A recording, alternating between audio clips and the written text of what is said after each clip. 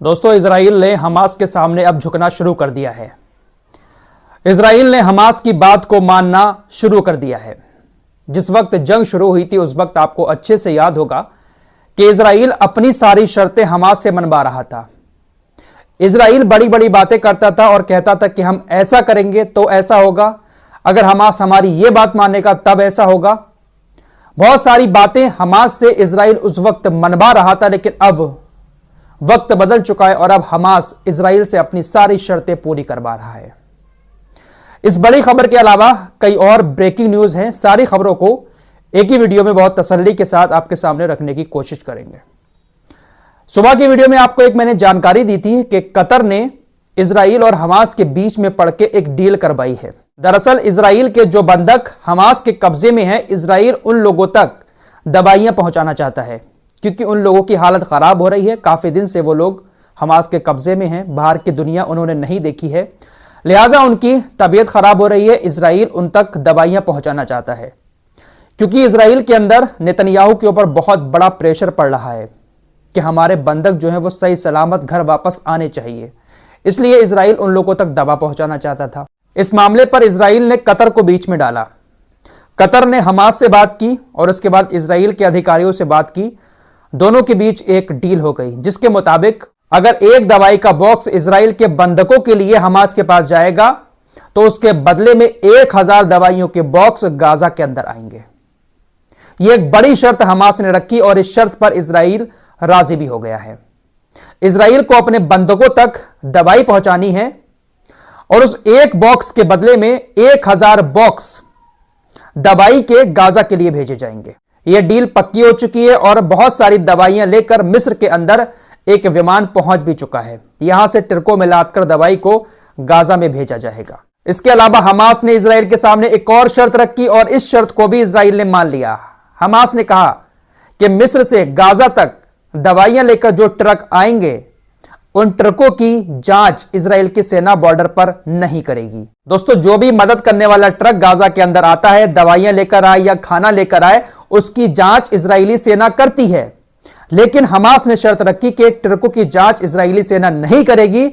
Israel इस बात पर भी राजी हो गया कि ठीक है, हम राजी हैं, हमारी सेना ट्रकों की जांच नहीं करेगी, बस हमारे कैदियों तक, हमारे बंधकों तक आप दवाई पहुंचा दें। एक बॉक्स के बदले 1000 बॉक्स दवाई के गाजा के अंदर आएंगे। अब हो सकता है कि इन दवाइयों की खेप के बीच में खाना वाना भी गाजा के लिए आ जाए, जरूरत की चीजें आ जाएं, क्योंकि हमास ने यही शर्त रखी है कि आप ट्रकों को चेक नहीं करेंगे। दोस्तों, एक बड़ी खबर हमास के नेता याह्या सिनवार को लेकर आ रही है। यूरोपीय यूनियन ने एक बयान जारी किया है कि यूरोपीय यूनियन के जितने भी देश हैं उन देशों में याह्या सिनवार की जो भी संपत्ति है उन संपत्तियों को जब्त किया जाएगा।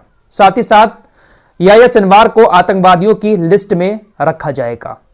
बहुत सारे प्रतिबंध लगाकर इनकी संपत्तियों को यूरोपीय देशों में जब्त किया जाएगा। लेकिन दोस्तों, एक बड़ी बात आप लोगों को बताऊं, याह्या सिनवार की यूरोपीय देशों में कहां कहां पर और कौन कौन सी संपत्ति हैं, इस बारे में किसी को जानकारी नहीं है। खुद यूरोपीय देशों को इस बात की जानकारी नहीं है। यूरोपीय देशों में याह्या सिनवार की वाकई में संपत्ति है या नहीं है, किसी को नहीं पता है। लेकिन यूरोपीय यूनियन ने यह बड़ा ऐलान कर दिया है कि सारी संपत्तियों को जब्त किया जाएगा और आतंकवाद की लिस्ट में डालकर सारे प्रतिबंध लगाए जाएंगे। मेरे दोस्तों, यूरोपीय यूनियन बहुत बड़ा गेम खेल रहा है, हमास को लेकर भी और हुतीस को लेकर भी। इस तरह की बातें करके पूरी दुनिया को हमास के खिलाफ करना चाहता है कि देखिए, यूरोपीय यूनियन हमास पर प्रतिबंध लगा रहा है, उसके नेता के संपत्तियों को जब्त कर रहा है, तो पूरी दुनिया हमास के खिलाफ हो जाएगी कि यूरोपीय देश जब उसके खिलाफ हैं तो हम भी हमास के खिलाफ हो जाए। साथ ही साथ हुतीस को लेकर भी जो यूरोपीय यूनियन गठबंधन बनाने की बात कर रहा है उसका ऐलान कर दिया है, लेकिन कहा है कि 19 फरवरी तक इसको हम लॉन्च करेंगे। तो यह भी कहीं ना कहीं एक धमकी है और मिडिल ईस्ट में जंग शुरू करने का एक नया प्लान है और यह सब कुछ जो बाइडेन के कहने पर हो रहा है।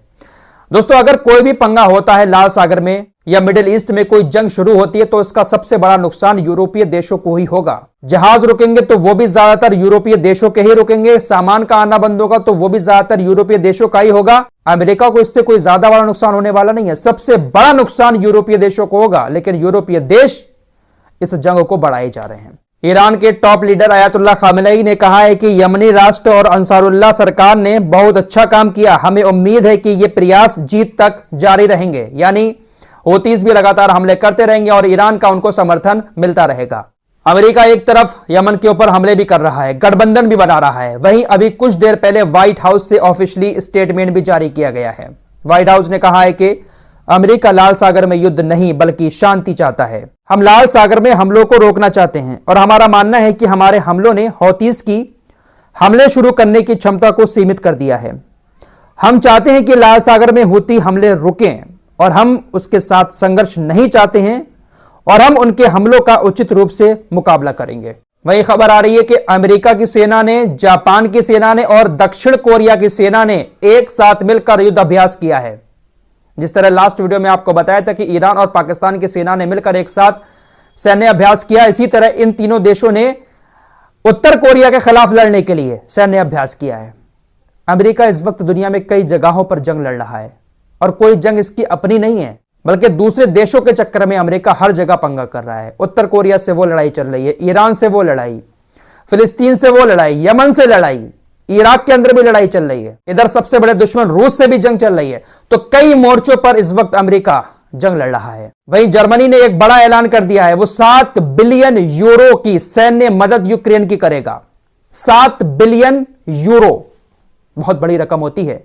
जर्मनी यूक्रेन की सैन्य मदद करेगा। दोस्तों, जर्मनी अपने देश के अंदर किसानों की सब्सिडी में कटौती कर रहा है। जर्मनी का कहना है कि सरकार के पास पैसा ज्यादा नहीं है, इसलिए किसानों की सब्सिडी में उसने कटौती कर दी, लेकिन 7 बिलियन यूरो सैन्य मदद यूक्रेन की है। दोस्तों, यूक्रेन और रशिया के युद्ध में इन सभी देशों ने यूक्रेन की भर भर के हर तरह से मदद की है। पूरा चार्ट आपकी स्क्रीन पर लगा रहा हूं। ये पीला वाला जो दिख रहा है आपको, ये पैसा है, पैसे के जरिए मदद की है। और ये जो बीच में नीला वाला दिख रहा है, स्काई ब्लू, इसका मतलब है कि ह्यूमैनिटेरियन एड भेजी है, जो जरूरत का सामान है वो भेजा है। और ये जो हरा वाला दिख रहा है, ये मिलिट्री मदद है। किन किन देशों ने कितनी कितनी मदद की है, पूरा ग्राफ आपकी स्क्रीन पर लगा हुआ है। सबसे ज्यादा यूरोपीय यूनियन ने यूक्रेन को मदद की है। पूरा लंबा सा ग्राफ आप लोगों को दिख रहा होगा। पैसे से, सामान से, मिलिट्री से, सभी से इन सभी देशों ने यूक्रेन की मदद की है। वहीं दूसरी तरफ एक हमारे 57 इस्लामिक देश हैं जो पूरी तरह से सोए हुए हैं गाजा को लेकर। अरे जिस तरह से यूरोपीय यूनियन यूक्रेन की मदद कर रहा है, कम से कम उस तरह से गाजा की मदद कर दो, आकर खाना पानी भेज दो, पैसा भेज दो। लेकिन सब लोग क्या कर रहे हैं, आप सब अच्छे से देख रहे हैं। वहीं सऊदी अरब के विदेश मंत्री ने दावोस के अंदर वर्ल्ड इकोनॉमिक फोरम में एक बात कही कि हम इजराइल के साथ रिश्ते अच्छे करने के लिए तैयार हैं, लेकिन यह तभी हो सकता है जब इजराइल फिलिस्तीनियों के लिए शांत हो जाए, साथ ही साथ फिलिस्तीन को एक अलग राज्य का दर्जा दे दे, तभी हम इजराइल के साथ अपने रिश्ते बना सकते हैं। वहीं रूस ने ईरान के साथ एक बड़े हथियार समझौते पर हस्ताक्षर कर दिए हैं। एक बड़ी डील हुई है रूस और ईरान के बीच, जिस डील के चलते हुए ईरान रूस को बहुत बड़े बड़े हथियार देने वाला है। बाकायदा ये डील साइन हो चुकी है। अब इस डील के बाद यूरोपीय देशों को और ज्यादा मिर्ची लगने वाली है। ब्रिटेन ने उत्तर कोरिया को पहले ही धमकी दे दी है कि अगर आपने रूस को हथियार देना बंद नहीं करे तो आपको इसकी कीमत चुकानी पड़ेगी। मतलब ये लोग मदद करें तो ठीक है, दूसरा अगर किसी की मदद कर रहा है अपने दोस्त की तो वो गलत है। फिलहाल ईरान और उत्तर कोरिया दोनों अब रूस को मिलकर बड़े बड़े हथियार देंगे और हो सकता है कि उन हथियारों का इस्तेमाल रूस यूक्रेन के खिलाफ करे। फिलहाल इस रिपोर्ट में इतना ही। मिलते हैं कुछ और नई खबरों के साथ, तब तक के लिए अपना ख्याल रखिए। दोस्तों, हमारे वीडियो पसंद आए तो फॉलो सब्सक्राइब जरूर कीजिए और साथ ही साथ उस चैनल को भी जरूर सब्सक्राइब कीजिए। मिलते हैं अगली वीडियो में।